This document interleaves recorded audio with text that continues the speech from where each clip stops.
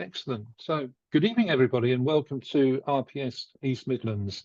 If while I'm talking, I keep looking to my right, it's because I've got two screens here. I'm not looking at something else. I'm looking at the slides on my other screen. But tonight we've got Viveca Koh, who has got two fellowships now. And I was very fortunate to have been down at Bristol, chairing a licentiate assessment when Viveca was on the team, and she showed me some of the photographs and they were just absolutely amazing. So good evening, Viveca.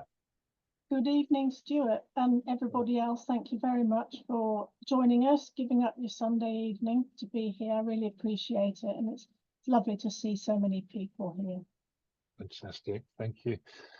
I have the talk this evening has developed a little bit since when I first published it. We're very much going to be talking about Viveca's second fellowship. However, when I started looking at Viveca's work, I realized there was almost a, I'm not going to say more interesting, but a powerful story to share with you. Because when you look at Viveca's journey through RPS distinctions, you can see how the work has been her work and not something she's created for distinctions. Would you say that's correct, Viveca? Yeah, I think so. I hadn't thought of it that way before, Stuart, but it primarily always was for me first. I mean, really, all my work is like that. I guess. Well, let me interrupt, Viveca. Let me interrupt just for a moment, because I'm going to give you a few moments to think about that question, because I did throw that one on you. And before we get stuck in, I just want to share with people, because this is RPS East Midlands, I just want to share with you how to navigate the website and discover some of the events that we do have. So while you're thinking about that, Viveca, let me just do this. So if you want to look at the other events that we do, if you just go to the RPS website and then to the RPS East Midlands page, and right at the top of the page, you can click here to go to the events. And here you'll see what we're doing tonight. Tomorrow we're going to Lincoln to do some street photography. We've got a couple of visits to exhibitions by members. And then tomorrow morning, and this was the real reason why I wanted to share this with everybody here, because these events are open to anybody in the RPS. They're to do, well, or non-members as well. They've been organised by the TWT project, and booking for all of them starts tomorrow morning at 8:30. And what you do is you just go onto the TWT website and book there. And if we just go back to our page on there, you can see that we're doing 5 events in the East Midlands region.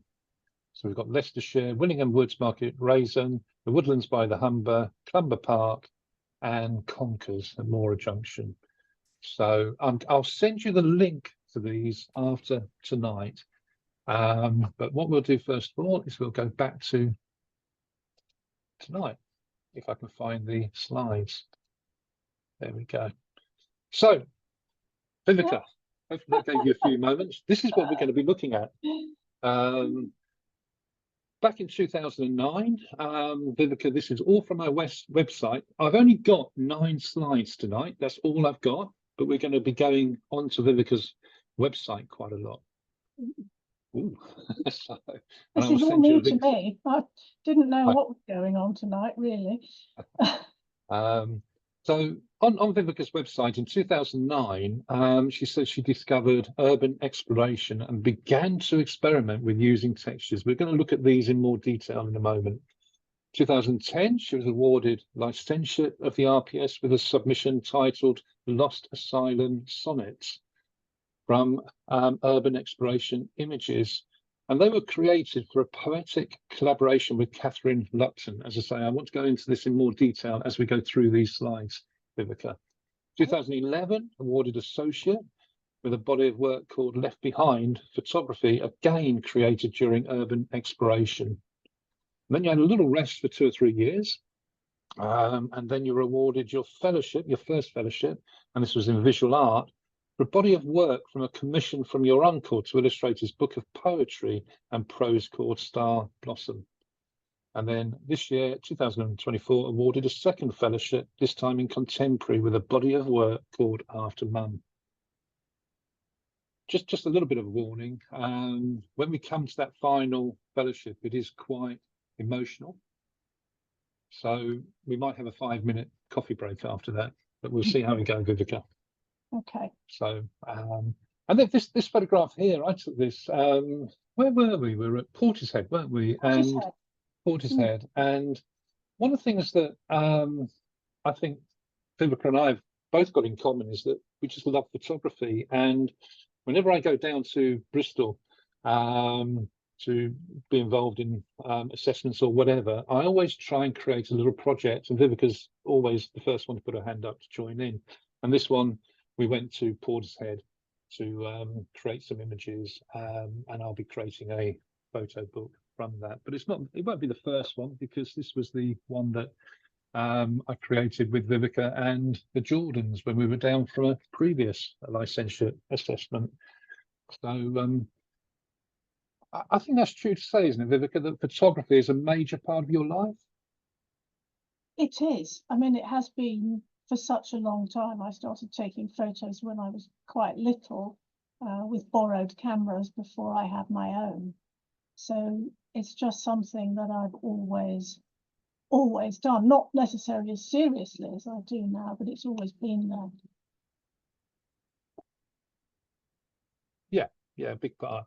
And would you say, I mean, some people, I mean, when I joined the RPS, one of the things that surprised me, because a camera always went everywhere with me, or does go everywhere with me, but sometimes I was coming across photographers who didn't have a camera with them.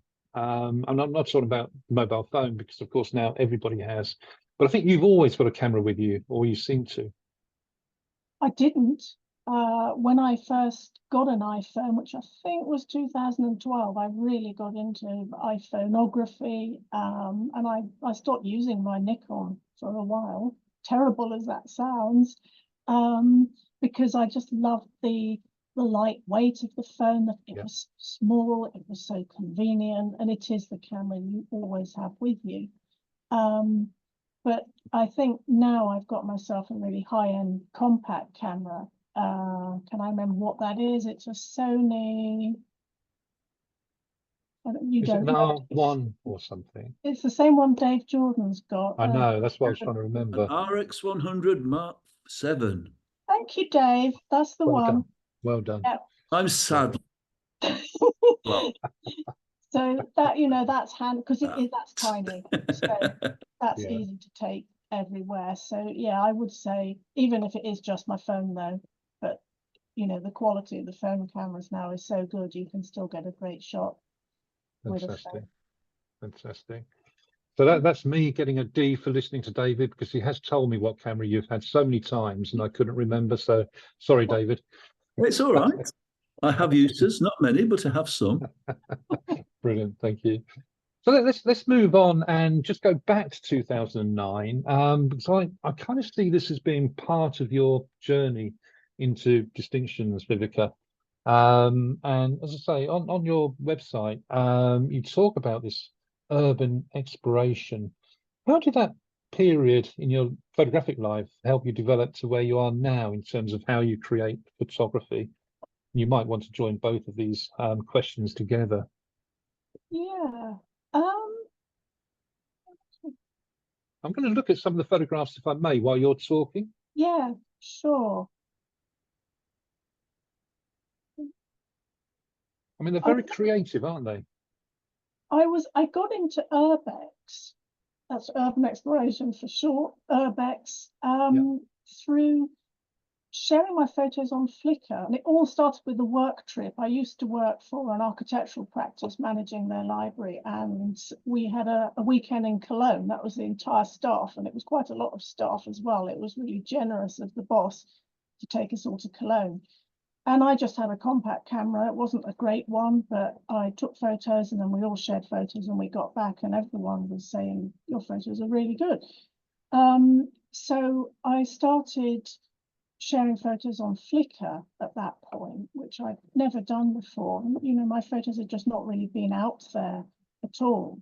And that was where I came across actually this guy. You see the photo in the bottom where there's 3 guys at a table, that's the one. On the left, that's Jeremy. He is the one who first got me into urbex because I stumbled across his photos on Flickr, and he was going to all these amazing locations, all these derelict places, and I got to know him online by looking at his photos and commenting. And I eventually plucked up the courage and said, look, would you take me to one of these locations sometime? And he was happy to do that. So that was how I got into urban exploration. And I think that's where I feel my photography, serious photography, really kicked off. And it was at that point that I got myself a DSLR. I have had a film camera since 1982 when I got a second-hand Pentax K1000. But I hadn't used that for a while. But at this point, having had my photos complimented by the people from work, and then I was getting more compliments on Flickr as well, that's when I thought, right, I need to buy myself a DSLR. And that's where the whole thing really kicked off, and I started getting serious, and thinking, you know, I love photography and I love urbex. It was so exciting visiting all these derelict locations. I'd never done anything remotely like that before. And I'm quite a goody-goody. You know, I tend to do what I'm told and follow the rules. But this was something a bit naughty because you weren't supposed to be in these places. So that was new as well.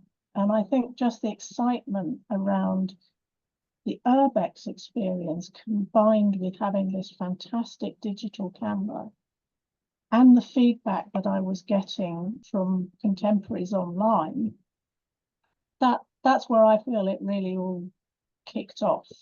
So this was around 2009. Fabulous. And how did the textures become part of that photography? Well, when I was in these derelict locations, because I like the details, I've always liked small details.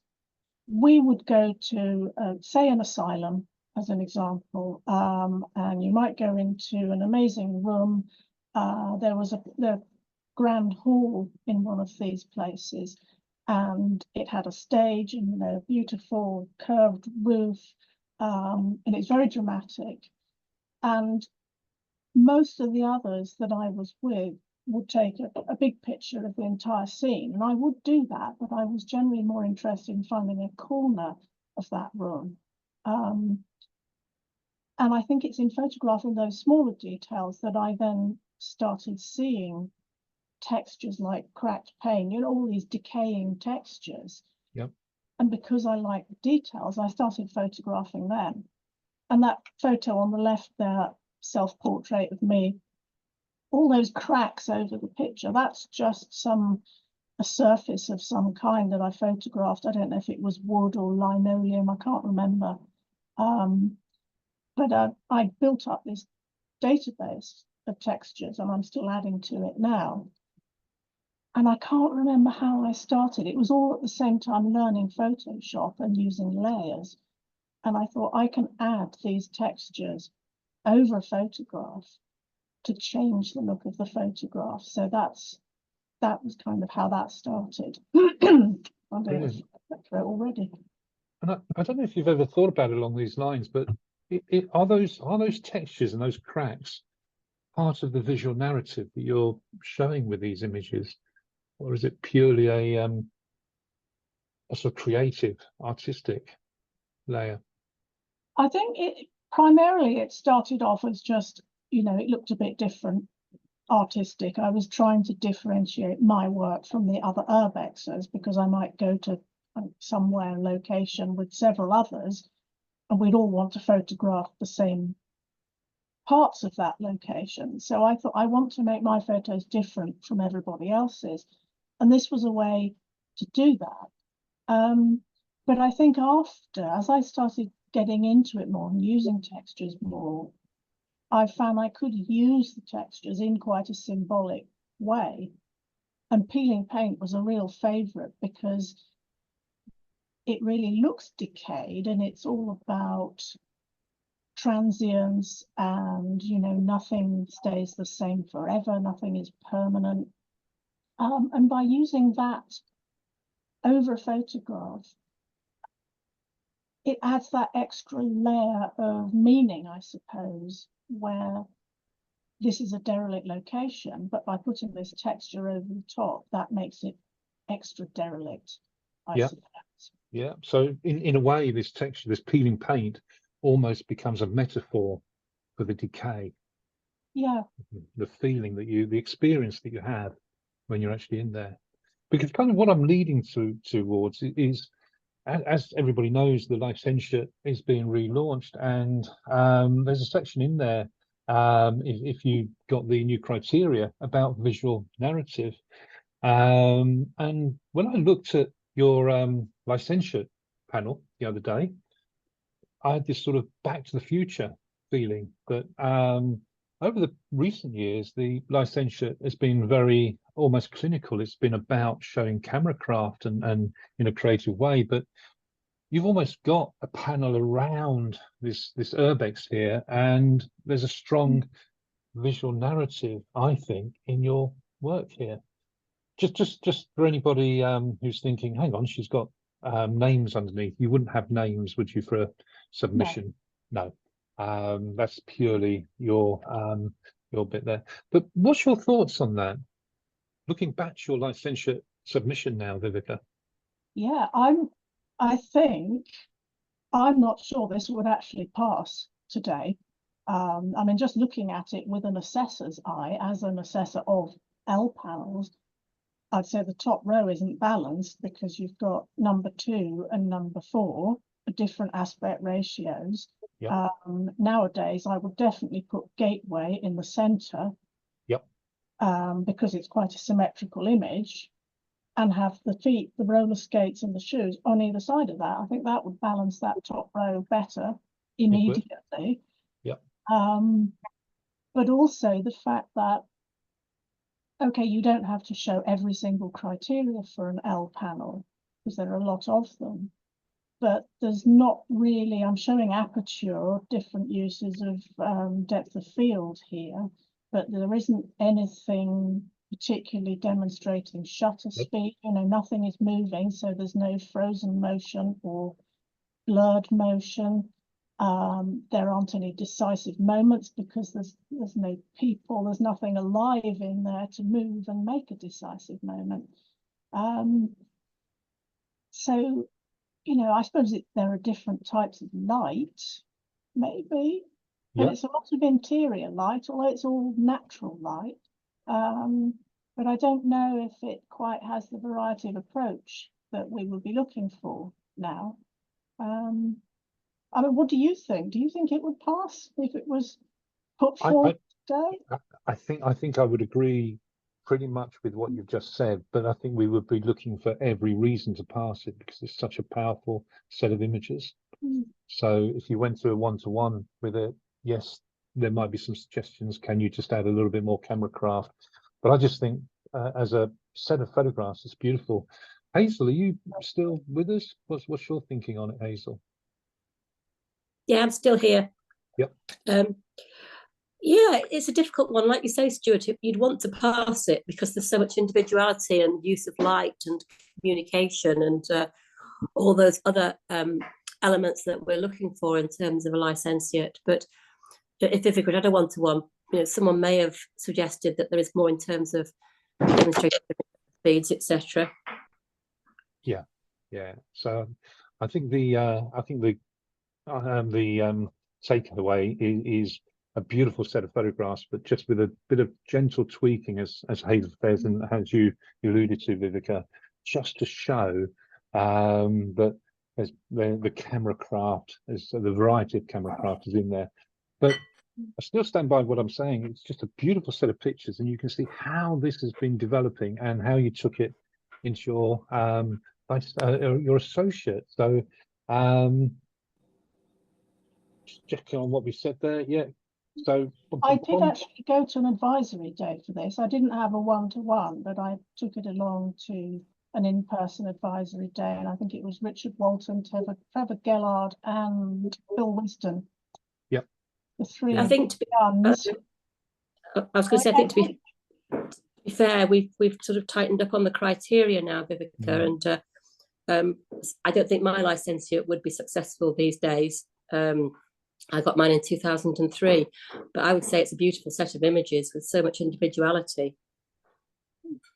And I think the takeaway on that, Hazel, is the benefit of having a one-to-one with a current assessor is that they're aware of how it's going today, not how they passed 14 years ago. So even where you've got some really impressive, powerful photographers in a camera club who are helping, it's still worth contacting somebody involved in those assessments. So let's move on, and now we'll have a look at your associate submission. So tell us what you did between your licentiate and your associate, because it wasn't that long, was it? You got your associate soon after you got your licentiate. Yes, I think it was because I was so, at the time, I was so immersed in this whole urbex world, which I was finding tremendously exciting and enjoyable. And, you know, I just thought I'm always going to love doing this. So I was just full of it, really enjoying it. And I think by this point, I'd been to a few more locations because I was doing it so intensively, and I built up quite a lot of photos. And I think there was just I thought, oh, hang on, I've lost me drift. We were just talking about your journey between your licentiate and your associate, Viveca.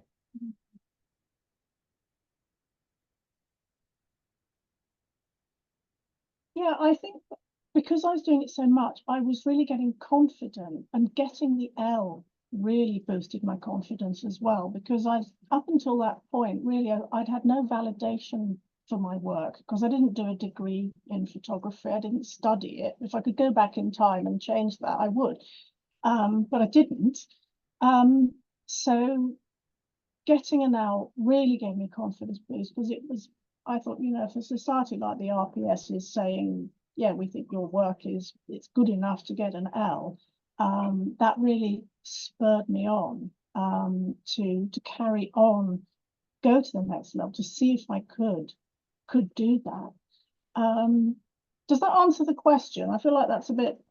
Yeah, I think so. I think what you're saying is that when you gained your licentiate, it gave you confidence, and maybe you wanted to repeat that experience of success to boost that confidence even more, maybe, and you wanted to do it again, but now an associate. But what do you think you had to do to gain an associate over gaining your licentiate? What was the difference? I suppose you had to have all the camera craft skills, but you had to have that extra something, that kind of more personal vision. And one of the things that they actually said to me on my advisory day for the L was good seeing. That was Richard Walton. I always remember that, good seeing. So I thought, it was a lovely chat, Richard Walton, wasn't he? He was. He really was. Very nice chat. And I always remember that, and I took that very much on board. And I do pride myself on how I compose images. You know, I do try and get it right in camera where I can. I don't know if that comes from using a film camera for all those years. But I just thought, I can do this. I can take this to the next level because I've got a subject I'm passionate about. And I think when you get to A and F, I think you really do need to have that passion for your subject, because then I think It just comes through. It inevitably has to come through in your photographs because you feel it. So I think you can make other people feel it through your work. And by this point, I'd really got the whole textures thing down. I've got my technique the way I liked it. There's a little technical detail here. I use mostly in Photoshop the blend mode multiply to when I'm layering these textures together, because it tends to give very equal precedence to the base image, but also to the texture that you're adding. So just through, I think, a period of experimenting, which is the best way to learn, I think, just play with the software and see what it does, see what you like and what you don't like. I really felt like, right, I've got that sorted. I know how to produce these now, using masks as well to, in this example here, cut through that postcard and show the figure underneath, because if the writing was just covering it completely, she wouldn't be as prominent. So by masking out the writing, that just helps her to stand out. I just saw a question flash up there and I missed it. Looking at your images, this is from Jan. How does Viveca like them? Natural or use of flash? Good question, they are Jan. all natural, or I use a torch if it's dark. You know, a lot of these urban derelict buildings the interiors were pretty dark. You might have boarded up windows. I've never been able to get on with flash. I have tried, but it's a bit technical for me. I'm definitely not a techie person.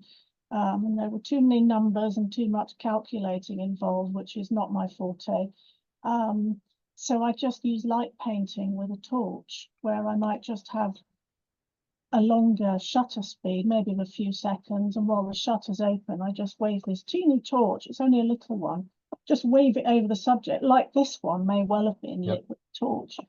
And it's just enough to give that little boost, but it's really easy for the non-technically minded. Fabulous. Beautiful photograph. I paused on that one because that's in the center of your presentation. So is that the image that you built the presentation around, would you say? No, I don't think I did. I probably had a number of images that I thought met the standard. And I mean, such a long time ago, I can't remember how I actually put this together, how I panelled it, you know, how I decided on the layout. But I think this figure, she is very central in the image, and it's quite bright with that with the feather. So that's the kind of thing, the kind of image, if you had it maybe on one side of the panel, it might draw your eye one way or the other. So I think I felt it needed to be in the center, so that it wasn't pulling you off in any direction. Yeah. And what led you to putting the postcard and the statue and the feather together? Was this because was this where you were visualizing a story or a poem, or why those different components? My mum collected vintage postcards, and I've now inherited these, and I have a lot of them. And I've always liked postcards anywhere. I used to send them from holidays, and I always liked receiving them. So I just, again, at some point, I thought a postcard will make a good texture overlay for an image. Yeah. And there's really no more significance than that. I'm just seeing another question. Yes, I did put the feather there. It was at the location. Generally, I try to just photograph everything exactly as I found it without touching stuff.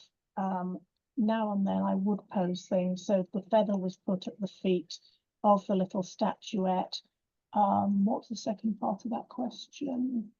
Do you move Yes, sometimes I move items.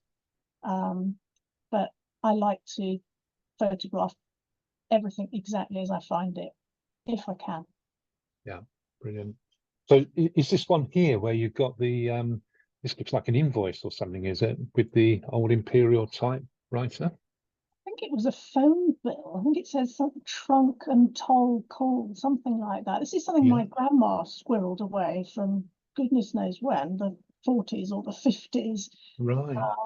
And, you know, I love old things like this, vintage postcards, old documents.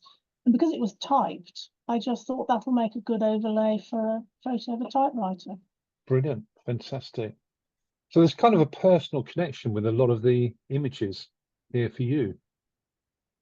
Yeah, I think I did find the whole urbex experience very moving a lot of the time, because, you know, these are places that are at the end of their life. They're falling apart, they're decaying before your eyes. Yeah. And I did actually feel really privileged to be able to go into these places, especially a house. You know, an Yeah. asylum or a factory is one thing, but somewhere where a person used to live, you really do feel that connection with the people, with the lives that were lived in this house. So it is always quite an emotional experience. Yeah. And I like to get that across in my work. Brilliant. It really does come across. It's a beautiful, again, a beautiful set of images. We just go back to the presentation plan there, because the presentation plan, I think, is an important part of the whole process. Would you agree with that, Viveca? Definitely.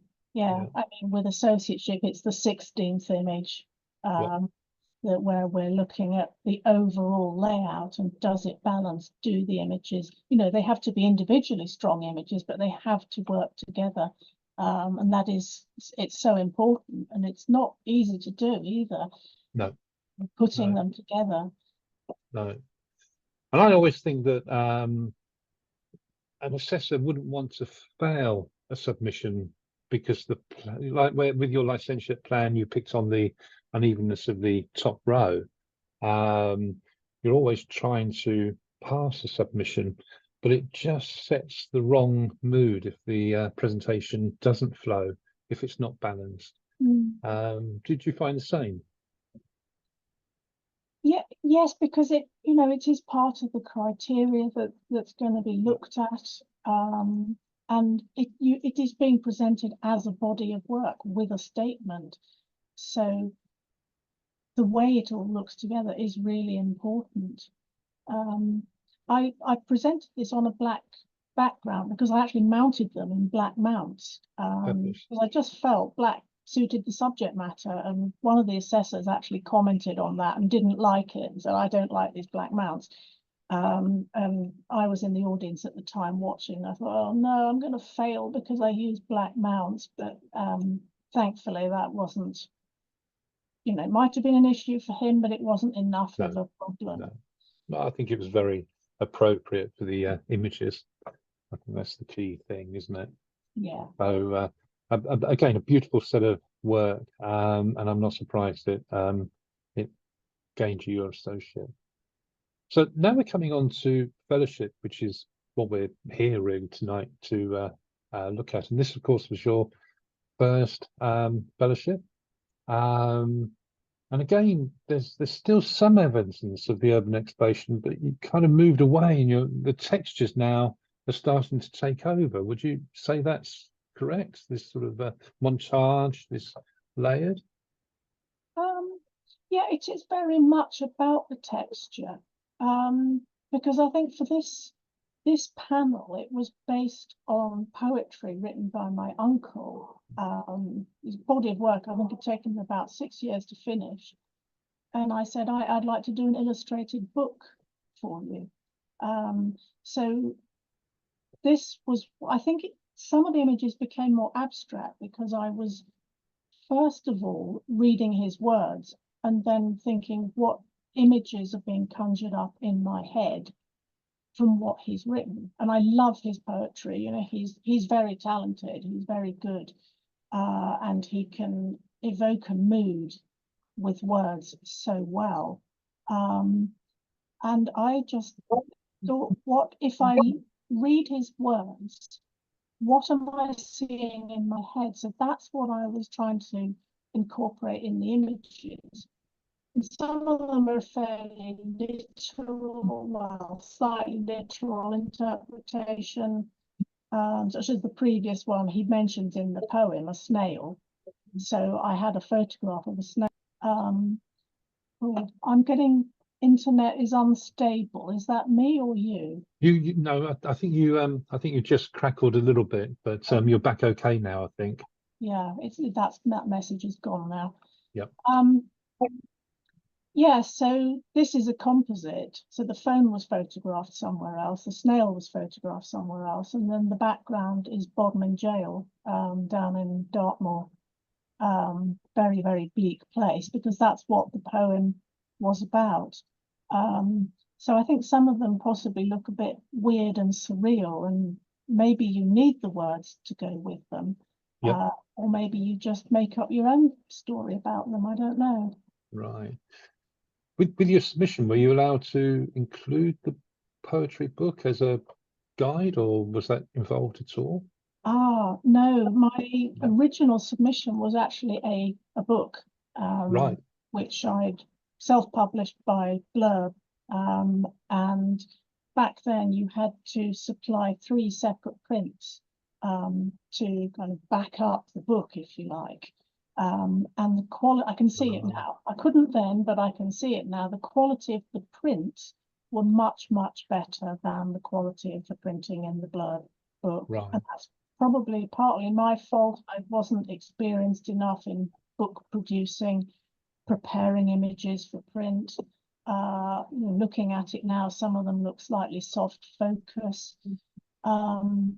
So this originally, the book, it's a very long story, which I don't want to get into too much, but the fellowship process was a sort of multi-stage process back then. So you had the visual art panel looked at it first, and then they either recommended it to the fellowship board or they didn't. So they did recommend it. The fellowship board sit months later, and they said, pointed out all this stuff about the book printing not being of the same quality. And the long and short of it is, I was recommended to submit 20 prints instead of the book.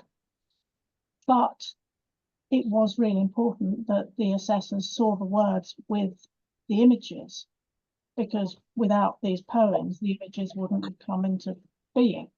No. So I got special permission from RPS HQ to supply thumbnails of the images with just an excerpt from each poem as a memory jogger, because they'd all seen the book before. So that was just to, prompt them and remind them that the words and the images were very much interconnected. Yeah. I saw a question pop up from Mike there. Can you remember what the statement of intent was at the time? No, I can find it if you would like me to. If you've got time to do that. While you're looking, I'll just explain to people that the RPS now on photo books is changed. So you can still put a book into any of the genres, other than, if we just put the photo book genre to one side for a moment, I'll come back to that. But if any of the other genres like documentary or contemporary or visual art, you can still put a book into that genre. It can only have the relevant number of photographs. So licentiate 10, associate 15, fellowship either 20 or 21. And in any of the other genres, so not the photo book genre for a moment, but any of the other genres, you are not allowed to have any words in. So it is purely a book of photographs, and the book will become the way you sequence it. So just like putting 3 rows of prints up or 1 row of prints, your book needs to be sequenced like a 1 row of photographs. With the photo book genre, then your text, your headings, your titles, everything is taken into account. Obviously, just going back to the genres for a moment, the quality of the printing and the book will be taken into account, just like your mounts would be around your prints. So that's how it's changed now. So photo books, you're allowed to have the text in. So if you needed the words to go with them, Viveca, then you would need to be looking at the photo book genre, if that makes sense now. Right. But thank you. So has that given you time just to pull the Yep. statement of intent out? I Yep. found my statement. So I start off by saying what I've just explained about how it was a different way of working because I was taking the inspiration from his words. So I won't read that bit out. I'm just aware of the time. But I continue his theme of space as a metaphor for distance, no connection, pain and loss runs throughout the book.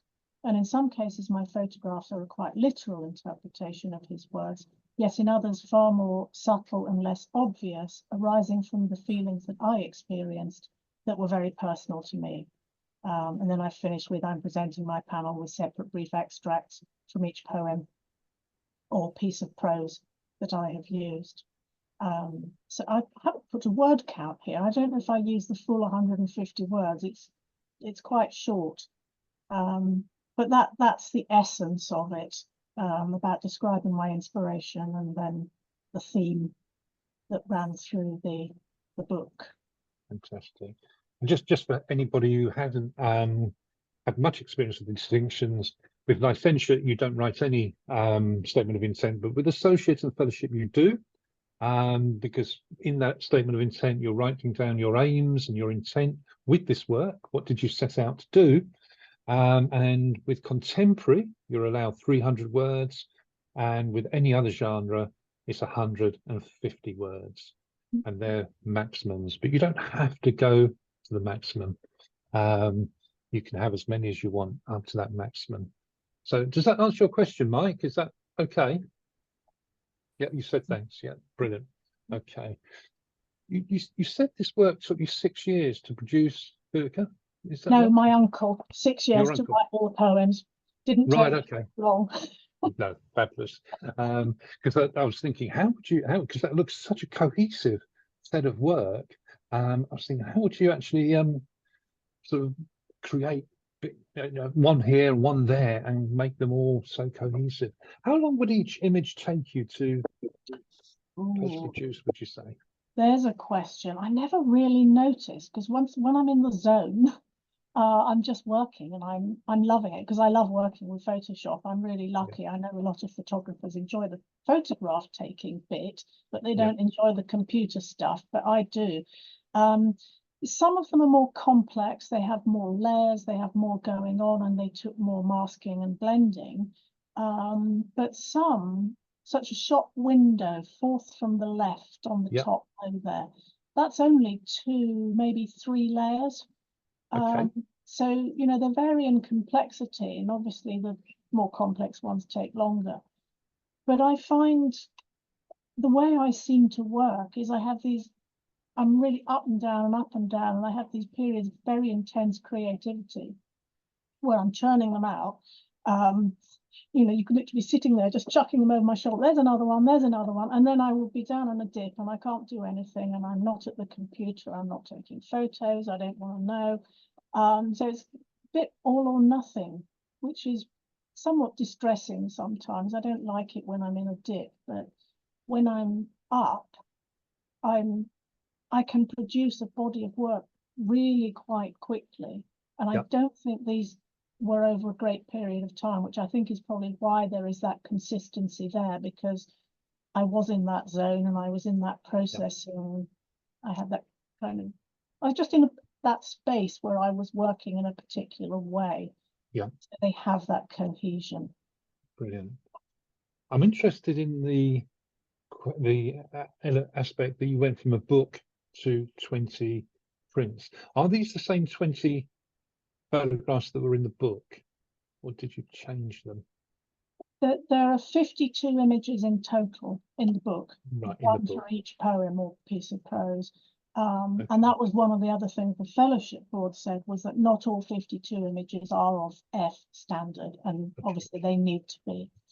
So I had a one-to-one with Tim Rudman, FRPS, and he suggested, he said, get some cheap prints done of all 52, lay them out, get a layout that you're happy with, and, you know, pick the 20 best images, because it was 20 back then. 21 wasn't an option at this time. So I think that was fairly easy to do. and I took this revised set of 20 back to Tim, and there were a couple that he felt didn't fit with the panel. I think if you look at this, the tone is primarily white, sort of golden, warm, yellowish tones, and the couple that didn't really fit had quite a dominant area of white in both of them. And they were pulling the eye. So Tim said they got to go.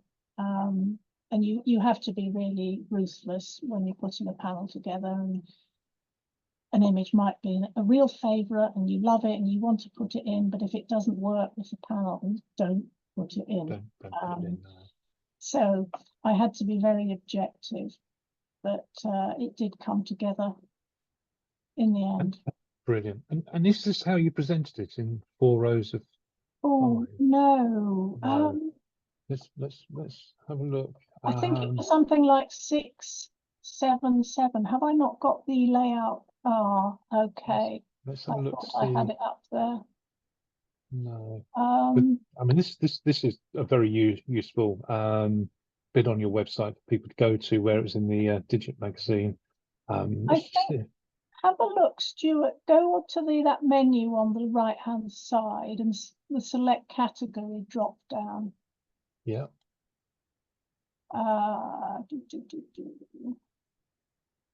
Yeah, it Well, might be under there. Have a look under there, see what we've got.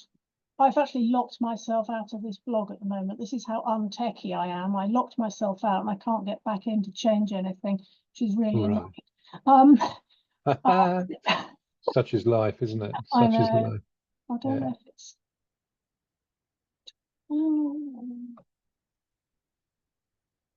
Oh, might be my RPS panel left behind.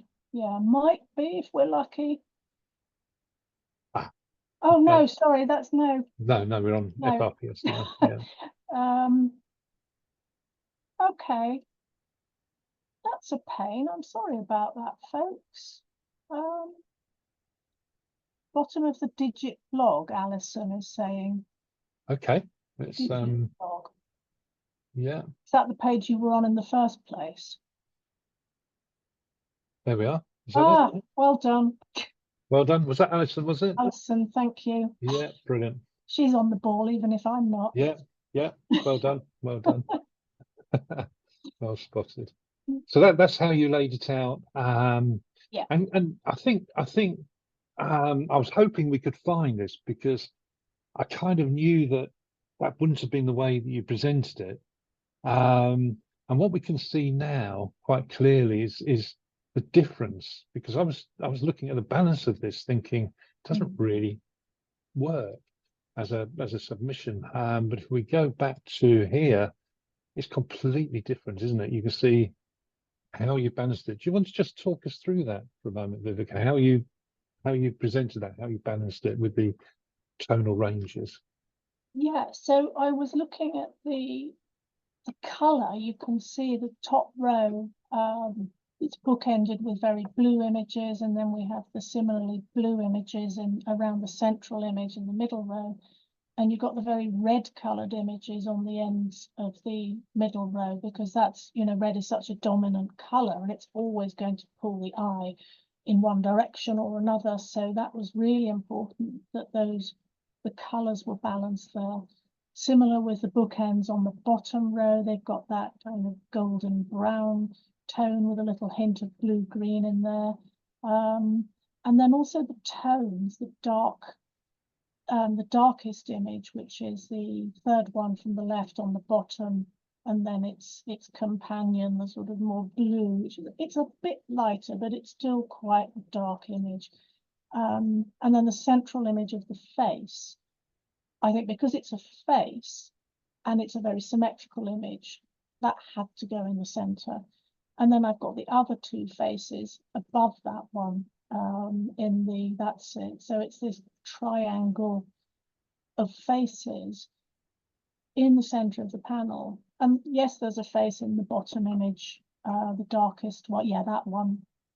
But it's quite dark and it's not as prominent. So, and I also felt that figure in that image balanced with the distant figure in that one, third from the end. Yeah. So you have, when you're balancing a panel, you have to be thinking about, if it is in color, you've got to think about how the colors balance, but also the kind of the shapes within the image as well.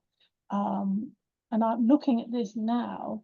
Yes, we've got the very red toned images on either end of the middle row, but because the one on the right is circular and so symmetrical, again, just from hindsight and perspective, does that color fit? But it is quite a different structure to the image from its companion on the other end of the row.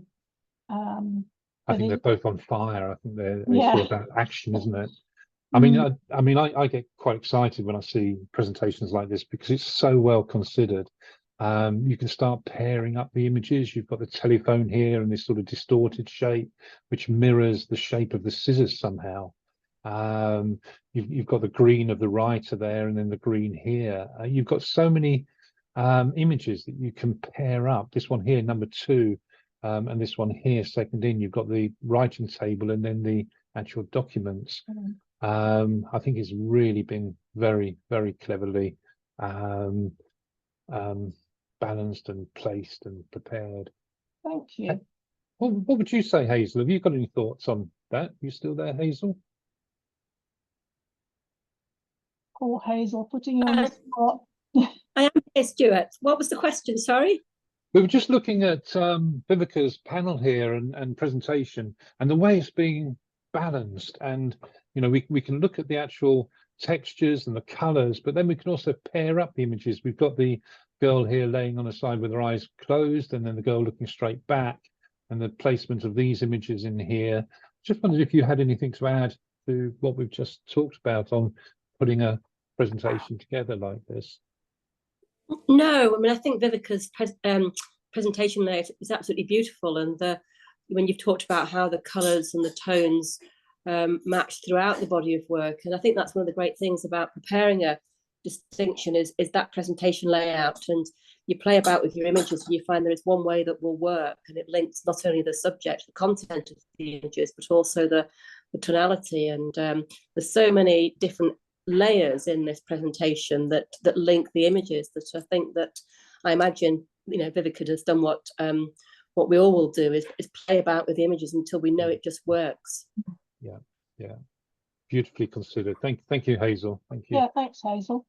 And I think that's the key, isn't it? It just looks so well done, so considered, so well done. So if we go back onto here, now we're coming up to 8 o'clock, and what I want to do now is just play a little video that I've made, Viveca, of your fellowship panel with your reading of the statement of intent, and then we're just going to stop for 10 minutes for a tea break. Is that okay? And then we'll come back and I'll ask you to tell us about the work, and then any questions, if that's okay. Okay. Should start playing. There should be some sound. If there's not, I've made a mistake when I shared.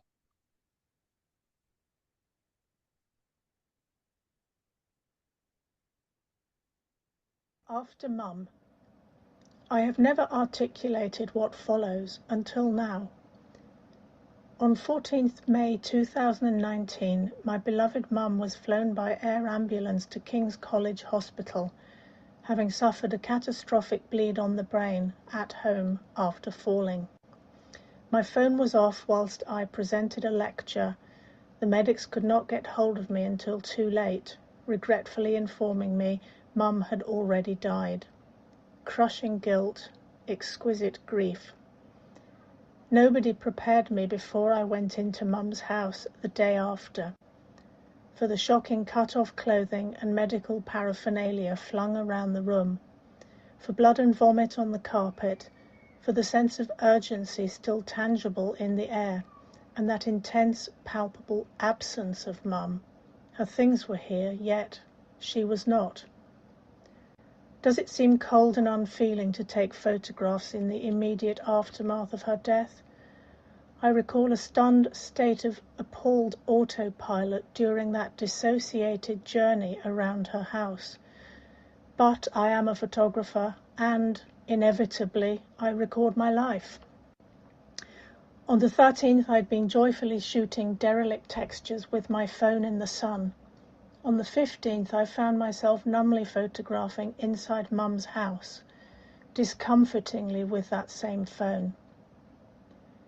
Blending those textures into each opposing photograph and blurring boundaries between them illustrated my perception of two utterly disparate days, whilst simultaneously visualizing antithetical feelings, both irrevocably and forever knitted together in my heart. Happiness contemporaneous with sadness. As I walked away from Mum's that day, I raised my aching eyes and observed a lone bird soaring upwards to the blue heavens. Observations. Sepia equals before, past. Colour equals after, present. Textures equal metaphors for heartbreak. Cracks, rust-like bloodstains, jagged, shattering brokenness. Black frames equal a border between life and death, an elegiac referencing of sombre black-edged Victorian mourning stationery. Photography equals seeing, processing, ultimate peace.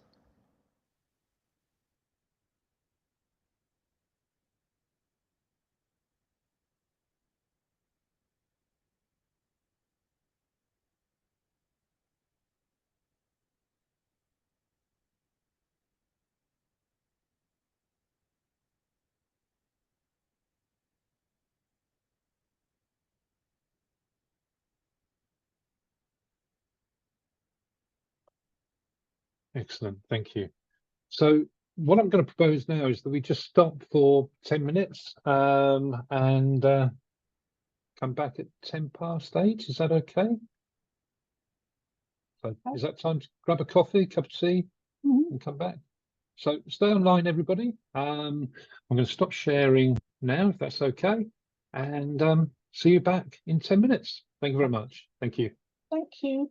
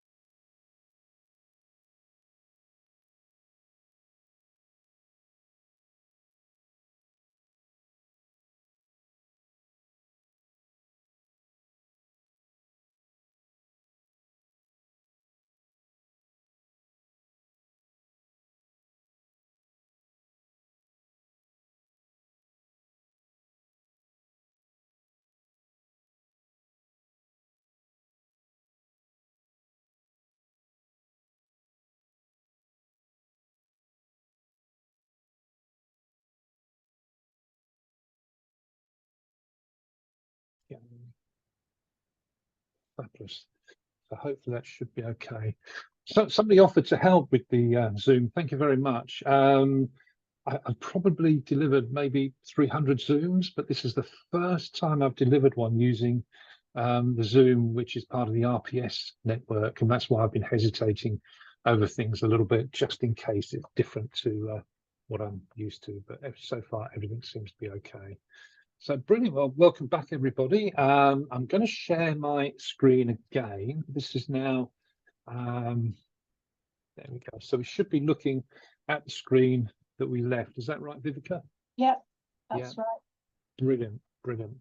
So I'm going to start by answering Sabine's question, or putting it to you. During the break, Sabine said, what made this a contemporary submission rather than visual art? So Viveca, would you like to enlighten us? I will try, because it's a brilliant question. It's a really hard question as well. And when Stewart asked me the first time, I was kind of stumped initially. Because contemporary it's when it's about something, not of something. And when the idea for this, it's formed very gradually. I think a lot goes on in my subconscious over a period of time, and then it suddenly comes together and I'm producing the work. But I think initially it may have been a bit of a toss-up as to, do I make this visual art or do I make it contemporary? But I felt primarily the story was so strong. I probably could have fitted all that into 150 words for visual art, but I felt it would have lost some of the impact. I really felt I have something I need to say, I want to say, and I need to say. And I felt really strongly I need those 300 words to be able to do this. But also, just the subject of the panel, it was very much about something that happened to me. It was a deeply emotional experience. It was, it was almost a shock. It was going from the one day of this happiness and joy out in the sun, photographing textures with my phone, and the next day my mum's dead and I'm photographing in her house. It was such a massive jump. It's really hard to explain because it was such an emotional experience. If we look at the genres for a moment, there, Viveca, you'll see that visual art, photography which communicates a creative vision. What you produced here is something completely different. And visual art is a stunning genre. It's beautiful, but I think the concept of your project here goes off in a different direction. Would you say that's the case? I think it does, but when you look at the work, and having seen my other work that I produced right from the beginning with the L, but certainly with my first fellowship panel of square images with textures, there you can see the connection there. Maybe people would say, yes, that's the work of the same person. I don't know. But it's that bit in the middle, it's that sepia photo in the middle that's telling this completely different story. So you have the joyous, brightly coloured, sunlit textures around the edges, and then you have this bit in the middle that's the serious bit, that's the story. And by combining the two, that has combined, it's joined together the joyous day and the terrible day, which were one after the other. And I was just thinking, how can I do this? And I think by the subject matter, I thought, it's not really visual art, and maybe anything can be visual art, I don't know. But I think it was the story that came across so strongly for me. I thought I have to find a way to express this, and this felt like the best way. But I do think, looking at it, it's a bit like a mixture of, to look at visual art, but then when you start looking deeper, it becomes more contemporary. So I don't know if people would agree with that, and I don't know if that answers your question, Sabine. Yes, it does. Good. Yeah, Have we got anybody online from the contemporary genre at all? The assessors, or no, maybe not. That's a shame. But yeah, I think that's where, if we just go back to those genres again just for a moment, and if you scroll down on this page, you can download the documentation which explains it a little bit more. But the RPS didn't want to explain each genre massively because it felt that it wanted to give a certain amount of flexibility. But if we look here in contemporary photography, a statement of intent that clearly stated the aims and objectives of the submission within a maximum of 300 words. Possible concepts include emotions. Well, this is a very emotional set of, or story really. Society, environment, art and culture. It recommends that you could study other bodies of work by contemporary photographers, but you should find elements that could develop your own approach and understanding contemporary photography. And I think you've most definitely done that there. If we just scroll down to visual art, which is here, a submission concept may aim to depict a sense of design, emotion, mood, or meaning which encourages the viewer to look beyond the subject. So there are crossovers, and I think this is very much something with the RPS, that there are crossovers. Hazel, are you still there, and are you able just to talk briefly about some of these crossovers between genres? Are you talking to me, Stuart? Yes, please, Hazel. Yeah. Well, I actually was wondering if Richard might be better because he's on the contemporary panel. He has just started on the contemporary panel, yeah. So are you still there, Richard? Oh, I'm here, Stuart. Yeah. Oh, hello, Richard. There we go. Yeah. So Yeah, I mean, it was my first sitting, and I did sit as a guest, but it was an easy contemporary submission. Really, it was about grief and longing, and it was about family, and it's something that we all have. You know, we all suffer grief. So it was really easy to relate to, and it wasn't. I don't think we even discussed whether it was contemporary or not, because it just was. I mean, it took a visual art, a very visual art type of approach to contemporary photography, but it was a contemporary panel.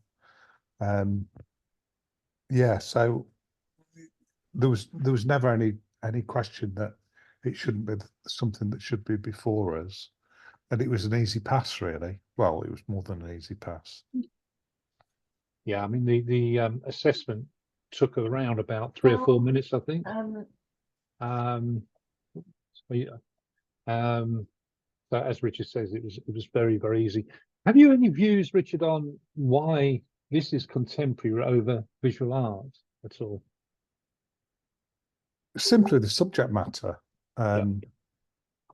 What was more remarkable was that I think we sat for 2 days looking at associate and contemporary, and I sit on other panels as well, and we often talk about quality and whether things have been done, have been processed well and pushed, and artifacts and digital artifacts. And considering that these were made with a mobile phone, there was no question about the quality of the images, which was something that I found quite interesting. You know, they were just a really good set of photographs. And I think just to amplify that, I think we're talking about an iPhone 7, aren't we, Viveca, from that 5 years ago? 13, no, it's was a it? 13. 13, yeah. was it? Okay. Not the newest. I think there's been a couple more since then, I think. Yeah, it's on 15 now, yeah. Thanks, Richard, for your kind words. Much appreciated. Yeah, thank you very much. Thank you. I can see a question from Paul. Could the same panel fail in contemporary but pass in visual art and vice versa? He's still confused by the difference. I mean, hard to say, because with visual art you have half the number of words, and I probably could have written it in 150, but I felt it would have, to me, it would have felt a bit rushed, almost a bit condensed, a bit too condensed. There wouldn't have been enough words to just get across what I really wanted to say. And that was hard enough to say that in 300 words, but it's a great discipline to have to do it, especially when it's something emotional, because you have all these thoughts and feelings whirling around, and to have to squeeze that into 300 words, it really makes you think, and it really makes every word count. Every word is important. You don't want to have any waffle in there. I've gone off on a tangent now. I've forgotten what I was going to say. So yes, in visual art, it would have had half the words. Sorry, No, I wasn't thinking specifically of this panel, because I absolutely adore this panel. I was thinking more generically, yeah, notwithstanding the 150 versus 300 issue, which I completely get. But, you know, if I was to say present a panel in visual art and they say, no, this isn't visual art, blah, blah, blah, is it possible, likely, reasonable to take it from the visual art presentation and take it to the contemporary and push it through that way? These are questions I don't know the answer to. I may be completely off base. If I can butt in there, Paul, I think Andy Moore is the person to speak to. So I think if you've got a panel which you not yet. I'm nowhere near that yet. No. I'm just thinking out loud. Yeah. So you could, I think you can send half dozen photographs and a statement of intent into the distinctions department, and then they will discuss this with the chair of different genres to say, would this be appropriate? Okay, that makes a big difference. Yeah. Okay, I understand. So I think the answer, Stuart, yeah. But Stuart, I was just going to, you asked me earlier, and maybe to clarify things for Paul, I guess the teachers, the levels, we are looking for the same standard of photography. We're looking for a presentation layout, we're looking for a statement of intent and images that will fulfill that. But the crucial bit is the statement of intent and what you are trying to say, what your narrative is, what your aims are. And that's where it really defines whether it's visual art or contemporary or one of the other genres. So it's very much crucial that your statement of intent illustrates what you want to say. So the intent drives the genre rather than the genre driving the intent. Yes. Okay, that'll do me. Thanks. I don't know what the others would say. I would say yes, because a contemporary statement is very different, I would imagine, from a visual art statement. I mean, I don't sit on either, but I've experience of travel and documentary, and it's very much the statement that will drive the type of images that are required. Yeah, I mean, I got my A in landscapes, and you know, I'm just starting to dabble in this whole concept of that leap up to the F, and this whole point about, you know, the visual art versus the contemporary is something I've read and seen panels, and I just like, I don't understand. But well, yeah, where do you spend helped. most of your time with photography, Paul? What is the photography that you do most of the time? Oh, I do long exposure urban architecture, you know, that sort of stuff, sort of buildings and clouds and stuff. Yeah. And do you go to camera clubs and things like that? Yeah. I'm a judge for the KCPA. Yeah. And with the judging, with the camera clubs, you're tending to judge. Thank you, Hazel, for that contribution. That was brilliant. Thank you. With the camera club judging, you're mainly judging individual images, are you?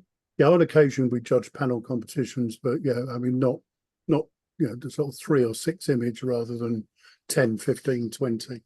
Yeah. And I think this is where the big difference between the RPS approach and the camera club approach comes in, because the RPS is looking for that intent. What did you mean when you went out to take those photographs, and so your intent and your aims and intent, and did you reach those aims? Whereas with your camera club judging, there tends not to be any words. It's when you look at it, how do you respond to it? Absolutely, yeah. I understand the difference there. That's clear. It was just the visual art versus the contemporary piece that was giving me trouble. But this has helped very much. Thank you. Fantastic. Thank you. So yeah, you're the size of the prints, Viveca. Janet Yes, asks just about looking at size of that. prints. They were 24 centimeters square, and the border of the mount was 7 centimeters, 7 millimeters. Yeah, So yeah. call it 8. yeah, Um, yeah. But it was wider at the bottom, and then the same around the sides and the top, because that's what Yeah. I did for my my first F, and that seemed to work quite well. Yeah. So in inches, would that be about 8 or 9 inches square? The actual print. Oh, I didn't write it down in inches. 30 centimeters in a. Oh, 24 centimeters into inches. Anyone? Yeah. I don't Yeah, know. it's about 8. It's about 8 inches, isn't it? So, Yeah, yeah. something like So that. not massive prints, but they were absolutely stunning quality. Do you want to talk about how you produce the prints for the moment, Viveca? Or you? Yes, I mean, I don't print my own anymore. I did print my A panel way back when. Oh, thank you, Janet. 9 by 10 inches, or 9 to 10 inches thereabouts. Yeah. Yeah, because my first F panel, they were square and they were on art paper. I wasn't sure that my printer was up to it, and printing is a great skill, and I don't think I really have it. So I sent them off, this recent F and my previous one, to Spectrum down on the south coast. I think they're in Hove now, Hove or Brighton. They're so good. Every single time they are brilliant. So I think in preparing my images for print, I made a slightly brighter set of images. So I had the images I was submitting as for digitally, because we now have to submit digital as well as print images for assessment. So the digital images were slightly darker, and then I created a separate set of images which were slightly brighter, and then I applied a very modest amount of sharpening to them, and really modest, because I can't bear over sharpened looking images, and because they were all shot on a phone, you know, they weren't raw in the first place, so they wouldn't have needed a tremendous amount of sharpening.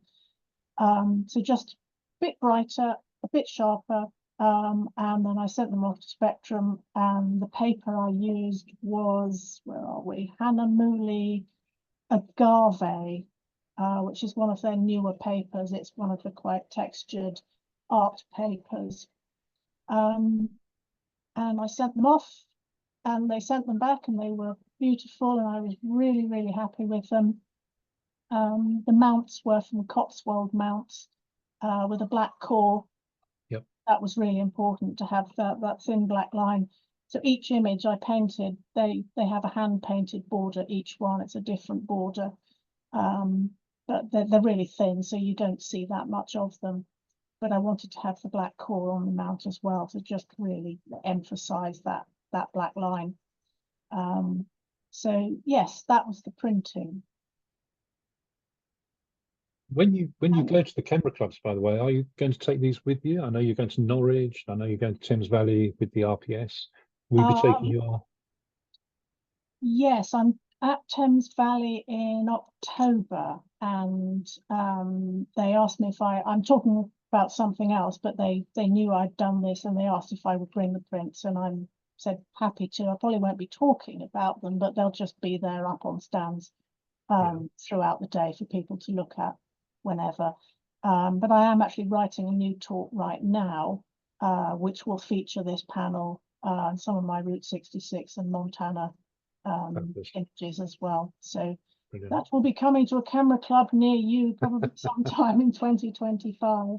I imagine it will, wherever anybody is. Brilliant. Thank you. Okay, so that's great. So just on that point, I mean, you are still responsible for the prints, aren't you? Because you're the person submitting, whether you do them yourself or not. Yeah. Do you think that the printer made any differences to the files that you sent to them? Sorry, say that bit again, Stuart. You sent the files to the printer prepared for printing. Do you think they changed them in any way? No, No. I mean, you can have that service, you can pay more and they will look at it for you in more detail, I suppose. But I thought, no, I want to make sure they are exactly as I want them. And then I trusted them to use the right printer, the right paper profile, and whatever else they do in this magic, which, you know, is not something I know much about. No. But yes, you are ultimately responsible for the quality of the images. I mean, the printer profile simply determines how much ink is put down on the paper and things like that. So it has no effect on your file at all. And the reason why I wanted to throw that in is what I would suggest to people is that if they are using an external printer or any printer, to have one print made first of all, rather than go and send an order for 20 prints and get them all back and they're all too dark or too light. Because once you've got that first print back, you then can calibrate your screen to the print, if that makes sense.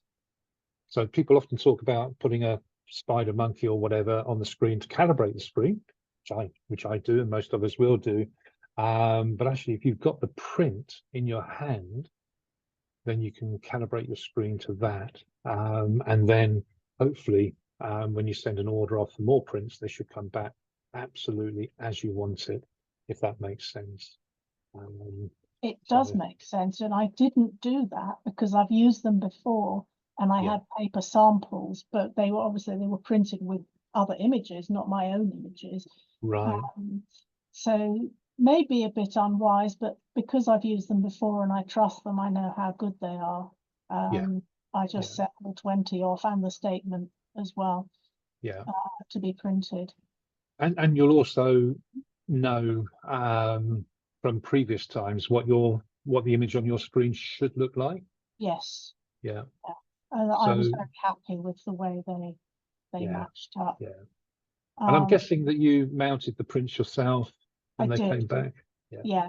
That's something I really enjoy doing, actually. It's the final stage of the process in a way. And I know you've got to then pack them up and send them off, but that was, you know, my final input into the image as a whole. Yeah. Putting them in that mount and putting the backing board on. It was just going through that repetitive process. It was just really a rather nice thing to do. I can see there's a question from Mike, moving away from the photographic content. Did you find creating the panel a cathartic experience, and did it help you find a place of acceptance? Yes, is the simple answer to that. It did, and I'm trying to find it, but I can't. I produced this work in a remarkably short period of time, because I have my creative whirl, and I'm just off and doing it. Let me just see if I can find it. I probably won't be able to find it quickly, but it was, where are we? It doesn't matter. It was, say, a couple of weeks to produce the entire panel. Once the idea came together, there were other iterations of ideas and how am I going to do this? And once I hit on this process, sepia in the middle, the black borders, everything, I immersed myself in it and I was just working on it flat out. I wrote the statement at the same time, so it was all really connected because it was so intense. And I think I hadn't actually felt ready to do it really before this point. And, you know, there had been ideas, potential ideas of how to do it, but it wasn't coming together. And I think that was just the universe's way of saying, you're not ready to do this yet. And when you are, the idea will come, and it did. And then it just happened. It just flowed, really. That I felt like, it sounds a bit airy-fairy, but I felt like I was in a state of flow and producing this work. And, you know, I plug into music and I just sit at the computer and I don't notice what else is going on. And I'm just totally in this process, and that this body of work is all I'm thinking about. And I think that's how it has come together and it does look cohesive because it was all done in such a short space of time. That's a very long answer to the question. No. I think you're making a lot of sense. And just before we look at Paul's question, I think what you're saying could be applied to lots of different things. So, for example, in sport, a top sportsman will get into the zone when they're actually competing. But before they do that, before they compete, they'll have practiced and experimented and practiced. And I think that's what you're saying, that when you actually did the 21 prints, you did that all in one session spread over 2 weeks. But there was probably weeks and months before that where you were thinking about it and creating the actual process, the workflow that you then did in those 2 weeks. Is that what you're saying? Yeah, I think that's right. That there was so much going on in my subconscious, I guess. And that's probably how a lot of my previous projects have been. It's all rumbling away in the background, and then suddenly it's ready. Come out. And that's why I have these very intense periods of work. So Linda, I think, sorry, that's perfect, Viveca. I think, Linda, we asked Viveca about Central St Martin's earlier, but did you want to expand on what she said there, where maybe Linda's asking how it influenced the work that you did here? Yeah, I don't know that it did, because I mean, it was a foundation course. I actually did 2 foundation courses. I did one at the local college where I did A-level art as well. And then I got into St Martin's to do St Martin's foundation course. So it was a mixture of everything. And I was really into my painting at the time because I have an arty family and my mum was an artist. And my style was very different to hers. And I just thought illustration, that's what I want to do. That's the degree I want to study. And then at some point, it just started going wrong, really. I got terrible depression. I used to suffer really badly. And I had to leave. And I didn't get on a degree course. And that was the end of that. You know, I never went back to studying again. But I do think, because I used to love painting so much, it feels like when I'm using Photoshop and I'm using masking and I'm using, you know, a brush to mask, and you're selecting parts of an image to either reveal it or to hide it. And I use a graphics tablet and a pen as well. So it's, you know, you're holding this pen in your hand. It's almost like painting with photographs. That's how it feels to me when I'm doing these layered works. And I'm clearly much better at photography than I was at painting. I love painting, but I really wasn't that great at it. You know, I was all right. I must have been, because St Martin's wouldn't have accepted me otherwise.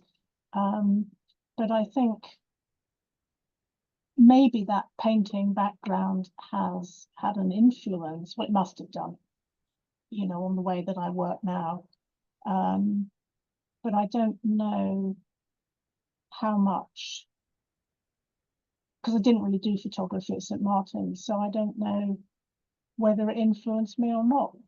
If we just build on that just for a moment, Viveca, do you think, because obviously photography and painting, if you like, is just the medium, but what about the way you think about creating things? And I think maybe that's what Linda's thinking. When you were exposed to different artists at the Central St Martin's, seeing their work, is that? I don't know, because I was really slow as a painter. I like to work small, really small, with a sable brush with about 3 hairs in it, tiny scale, and it would take ages. I was really slow, and I think with photography it's much quicker. You take a photograph and you've got something, you have something immediately that you can work with potentially. And by adding to that photo, by using these textures and layers on top of it, it's far more immediate. It's far more suited to me, I think, and the way I work.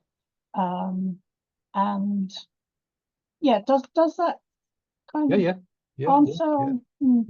Okay. So just going back, hopefully that answers Linda's question. But Linda, if you were thinking about something slightly different, just please re-question. Paul said, Richard W, which I guess is Richard Walton, said you can't chase the F, it will find you. Is that still true, would you say? I think so, yeah.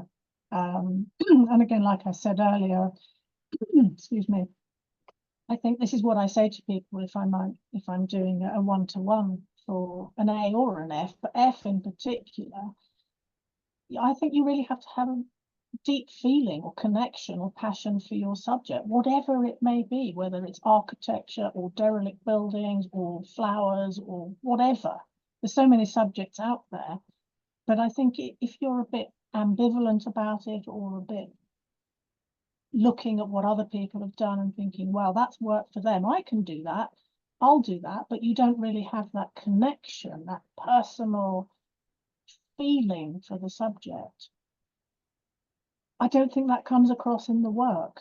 It just, that passion connection gives it that extra something that it needs to be a fellowship level. That's what I think. I don't know what anyone else. That makes a lot of sense. might That makes a think. lot of sense. Yeah, brilliant. Hopefully that answers your question. So what you're saying is you need to actually get yourself into that frame of mind first, and then things might or might not happen for you. I think so. Yeah. Yeah, brilliant. Good response. Thank you. And Paul says thank you. So David Rutter says, I'm guessing that producing prints completed the circle for you, given the subject, but would you recommend anyone else shooting with a mobile phone and processing digitally also make a print, and processing digitally also make a print submission, or would a digital submission be just as satisfying? Good question, David. I mean, I don't do much printing because I don't print my own and because I haven't got space for them. And I've got too many of my mum's paintings to go on the wall to have space for my own work.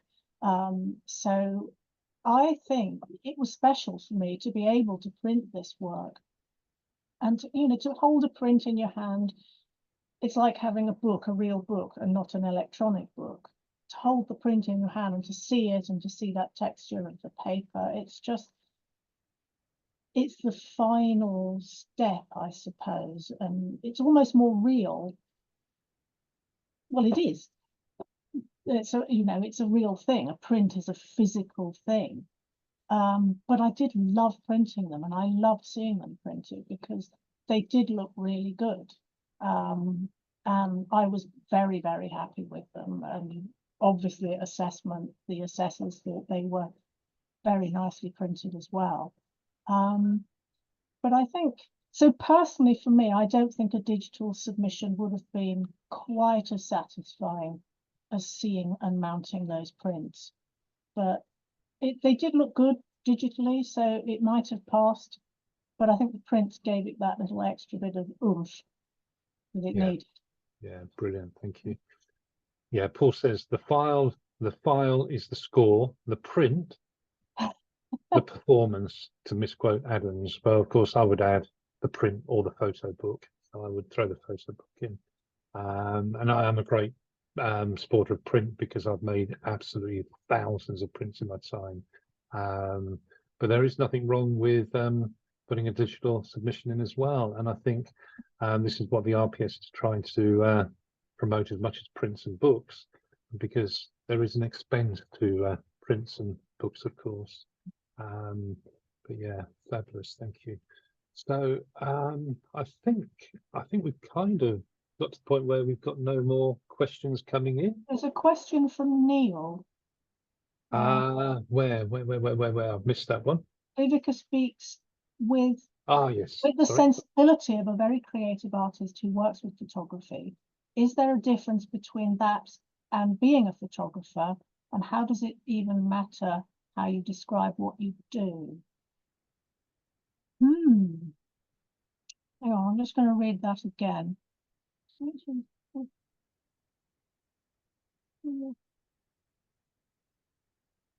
I don't know. I mean, I think when you describe what you do, it's so personal. I mean, because everyone who takes photographs is is creating something. You know, we're all photographers.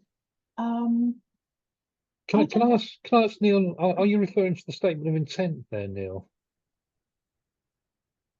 You can unmute if you want, Neil, and just ask us. Just clarify the question a little bit. Right, yeah, there we go. I guess it's because I come up way back, a bit like Viveca. I had an Instamatic when I was about 14, and you know, I've kind of come and gone with my photography until the last maybe 5 years, where I've taken it a bit more seriously, and I was very fortunate to have a one-to-one with Viveca, and she was incredibly supportive and helped me towards my L panel. But before getting back into photography, I did an art degree and a master's, and I was into photography and sort of sculpture, if you can combine the two. And it was just the way that Viveca was talking about her kind of process, being sort of quite immediate, you know, although things have been rumbling along in the background. I find that happens to me, that, you know, you have these ideas and you maybe, you know, do something with that, but it doesn't kind of quite happen at that moment. But then a little bit further down the line, you know, something else kind of joins the party, and it gains more momentum. And it just strikes me that, you know, there is sort of a bit of a you know, we talk about these distinctions, and one of the distinctions that sort of was coming up in my mind is, you know, it strikes me that you're more an artist than a photographer, and describing yourself as a photographer is kind of limiting what you do. And that's why I was asking, does it matter? Because people who would say that they're a photographer might be insulted, you know, by me saying that, you know, that you maybe you're an artist. And but is there a difference, do you think? I'm just kind of not sure about that. Yeah, that is a really interesting idea, and I suppose I do feel like more of an artist. And if people say, you know, when you're making chat with someone maybe you've just met, you say, what do you do? And I say, I'm a photographer. And people tend to think immediately, oh, do you do weddings or pets or children? And I say, no, I don't do any of that. You know, I'm really bad at all that stuff. And then I think, well, I am a photographer, but I'm not this kind of classic idea of what the world thinks a photographer is or should be, because I don't do all the expected stuff. So I suppose and because of the way I work and the way I feel like I'm painting with photographs when I'm using these layers and masks, I do very much feel more like an artist, but I'm just using photography as my medium rather than watercolor paint and minuscule sable brushes. Well, that's what I think I'm beginning. I kind of feel that, you know, that one can.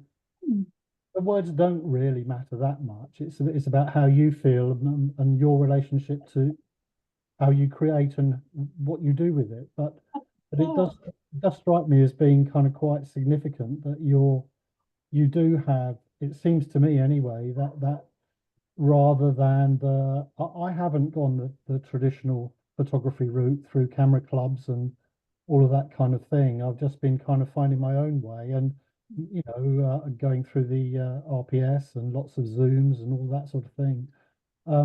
But I'm noticing in your work a real kind of thread of artistic kind of endeavor that is connected very much to your, you know, your inner world, if you like, dare I say that, you know. That Neil, do you think it's who you want to connect with, Neil? I mean, as a professional photographer, I started off as a press photographer when I worked on newspapers. Then I decided I was going to be a commercial photographer, so I called myself a commercial photographer. And over the years, I've been an equestrian photographer and all that. I've still been me. It's just who I applied the work to. And I think maybe with Viveca, you're connecting with other photographers. So although your art, your creative photography is very art-based, maybe it's who you want to connect with, if that makes sense. I mean, I think the process, I don't know what I'm quite interested to hear what Viveca says about that, Yeah. because I think it's a very personal thing. Yeah, yeah, I think it is, and in a way, people can take what they want from your image. When I say your, I mean generally one's images. I suppose the same with any art. You know, what people see in it may not be what the artist intended, but we all see things differently and connect emotionally in different ways to what we see and how we experience it. But I think in a way it can be limiting to label oneself anyway. Because then you almost become that thing, whether it's a photographer or an artist or a painter or a sculptor or whatever. I agree. And it doesn't leave so much room for anything else you might want to be at the same time. yeah. A great question, Neil. Thank you. Thank you. So, Yeah, thanks, Neil. thank you. So, Mike's just put in, I think, to pick up on Neil Purcell's theme, aren't we all artists? Yeah, I think we are. Mike, using photography as the medium as opposed to Tom oils, etc. Yeah, brilliant. That's all about the creative input, absolutely. And Leslie says, I feel the way Viveca has blended photography with artistic intent is a perfect example of how I feel also, and I'm happy to see the RPS has brought this into the new way, into distinctions as a printmaker photography. Yeah, absolutely. So I think, Viveca, we've had a marvelous evening listening to your journey. Have you enjoyed the evening? I have really enjoyed it, and thank Stewart for all the work you've done to put this together, because Stewart sent me a few questions in advance, but I didn't know what the format would be, just that it would be an interview, and I've never done anything like this before. But I've really enjoyed it, and I found it very interesting. And everybody has asked really good questions. So Very much they have. it's Yeah, just got me thinking, and it's a bit different from just doing a talk where, you know, it's PowerPoint slides and I'm driving it and just saying my thing. But being asked questions like this, it really gets me thinking, oh, that hadn't occurred to me before. So it's brilliant. been really good. Oh, that's great news. Thank you. Yeah, it's been enjoyable. It's been a fabulous evening, and I think the work. I just want to briefly, actually, just before we finish, because I wanted to. I was sharing this screen because this was a beautiful touch. This is how you handed in your statement of intent, wasn't it, Viveca? Yes. As a diary page. Yes, so my mum, she was a great diary writer. She'd have this was her kind of work diary, and she'd make painting notes in there, and she'd do a drawing of the weather, so you've got the sun drawn on there. So that was all she did that day, because this is the day she died. So all she'd got round to doing was drawing the sun, and you can just see on the top left through the page there's a sun and blue sky the day before, and that's the day I was out in the sun taking my photos. Wow. So again, I don't know where this idea popped up from, but I just thought I can use that diary page to write the statement on, and I use the same font as the diary, and I tried to pick the color. It's not quite right. I use the eyedropper tool in Photoshop to try and pick up the blue of the ink in the diary. But yeah, I just laid it out on there, and that just seemed like the cherry on top, if you like. That was the final step of the process. And again, it just felt right. You know, you do something like this and you just think, big sigh, because you just know that's the right way to do it. Yeah, yeah, brilliant. I think that was the cherry on the top. I think that was a marvelous thought, cohesive submission. And I watched the assessments on Zoom, and Richard Brayshaw, the chair, he was really moved. You could see he was moved by the whole thing. And when he realised it was your work, he was quite surprised, I think, or shocked, or he stopped for a moment, and there was this pause, which was quite interesting. So I think it really did hit home with the assessors, and everything about it just really it had that punctum which we talk about in the book Camera Lucida by Roland Barthes. It really punched everybody and caught their attention. So well done. So thank you. So brilliant. Oh, hang on a minute. Thanks very much, V, and maybe see you at Roll Right next week or favouring that Cardiff. Yeah, absolutely. Thank you. And just before we finish, Sabine, you had a question on photo books, I think, didn't you? If you wanted to ask that now. And then, Yes. yeah. I am working on a project that involves photo poetry. So where the poetry is an integral part of the image. Now, obviously, Viveca has text on her pictures as well. Now, on my laptop here, I couldn't really read and what the text was like, and whether the text is actually important, significant to the image. That's actually a question as well. Is the text of significance to your pictures? Well, sorry, when I was just writing a message there, when you say text, are you talking about the way the text looks or what it actually says? What it says, the overlays. Can I answer that one, Viveca? Because Yes. I think Sabine is talking about the photo book genre, and in the photo book genre, everything is taken into account, Sabine. So the text, the photography, everything. So it would be part of the assessment. Does that answer that question? Okay, so if you in the photo book section, if you have, so in my work, the text is actually on the picture, and there is and it is important how it looks and how it flows. Yeah. So it is an integral part of the picture. Because I thought that initially I wanted to have the poems separately, like Viveca's A panel, where the poem is on another page, but I was told that wouldn't work, that they would only look at the image and not read the poem. So that is for if you submit a photo book to any genre. Yeah, if it's any other genre now, the rules have changed. If it's any other genre other than photo books, you're not allowed to submit a book with text in, Sabine. Right. So any other genre, except for if the text was within the image. well, if you've got text over the image, then that's part of the image, isn't it? Yeah. So it's a very appropriate way of working. There's a photographer whose name I'm trying to remember. Richard, can you remember? You'll remember because you. Jim Goldberg does. Yeah, Goldberg. Yeah. Dwayne Michaels, there's loads to it. Yeah, yeah. So it becomes an integral part of the photograph. Richard, do you want to just switch your camera on for a moment? And where are you? You've gone off. I'm sat in the dark. You're sat in the dark. Okay, well, just talk as you are then. Only because I've got the door open, and if I put the light on, I'll get all the midges. In the house. Yeah. All the midges and seagulls will fly in. Okay, no problem.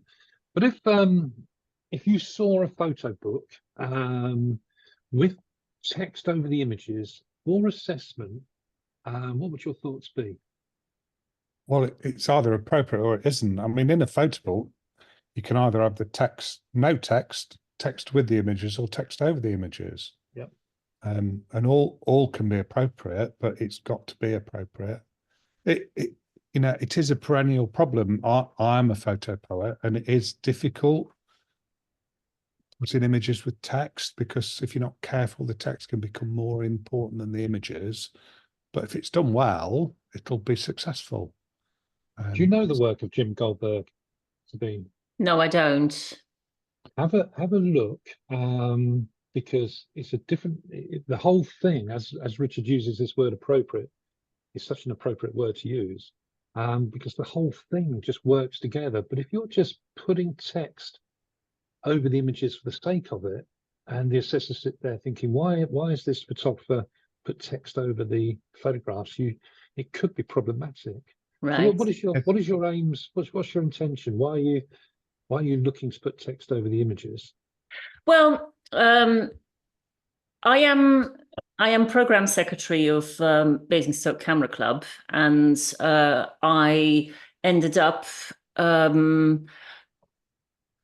organising, getting together with poets from a poetry society, and initially I didn't really, I'm not into poetry really, but much to my surprise, I actually really, really liked doing these things. Yeah. And it's really inspired me. And I'm now working one-to-one with a poet, with a friend of mine who is a poet. And we are creating together photo poems. But I wasn't quite sure where that would fit in. And there is a story going through it, through the project. So I don't really know whether, obviously with poetry, a book seems an obvious way forward, but I don't really know whether that would, where to fit it in, whether it needs to be a photo book or a book submission. Well, this is a question that you would need to ask Andy Hall. Sorry, not Andy Hall, Andy Moore. Distinction manager. Sorry, I start most days at 4:30 in the morning, so by now it's almost my tomorrow. But Andy Moore, because if the book of poetry, the question I asked Viveca earlier on, were you allowed to supply the book in the first instance as evidence almost? This is what I was producing the photographs for. So if that was the case, your submission could be for applied, for example, because you were creating images for a poetry book, but then you wouldn't probably want to put the text over the images. So all of this really comes into your journey. And Viveca spoke about, Paul asked a question about chasing a fellowship.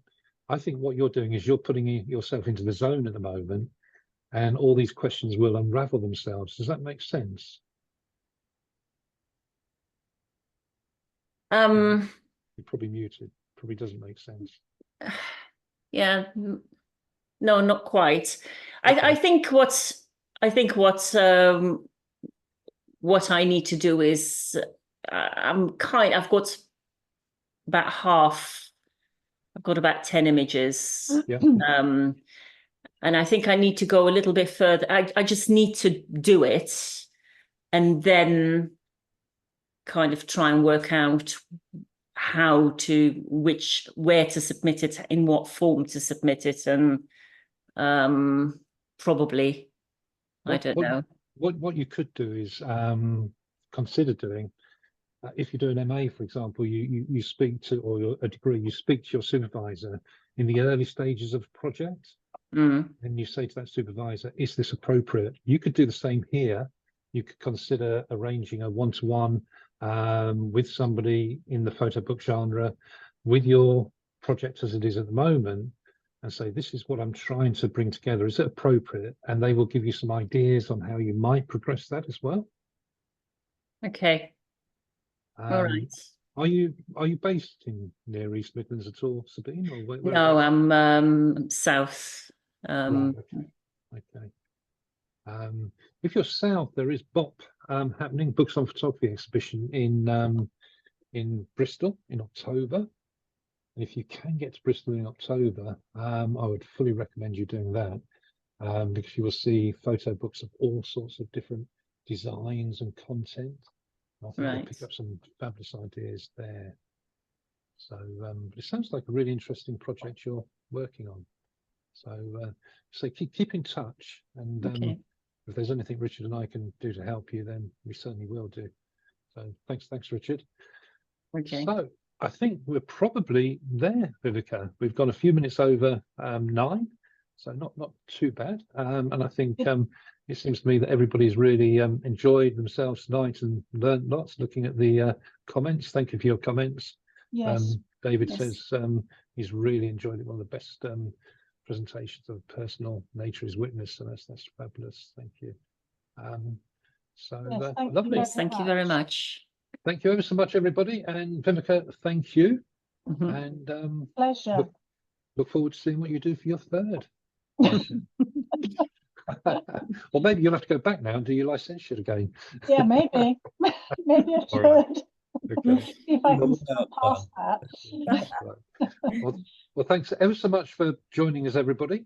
And I look forward to seeing you on another event soon. Stuart, is the recording of this evening going to be made available to anyone who may have booked a ticket and couldn't make it, or for me to have a look over it again? Definitely. Are you happy for it to be available to the public? Yeah, Yeah. So yeah. I'll be sending a link out to you, and you'll be able to watch it. I'll put it on YouTube unlisted or something, and then just send you the link to it. So yeah, definitely.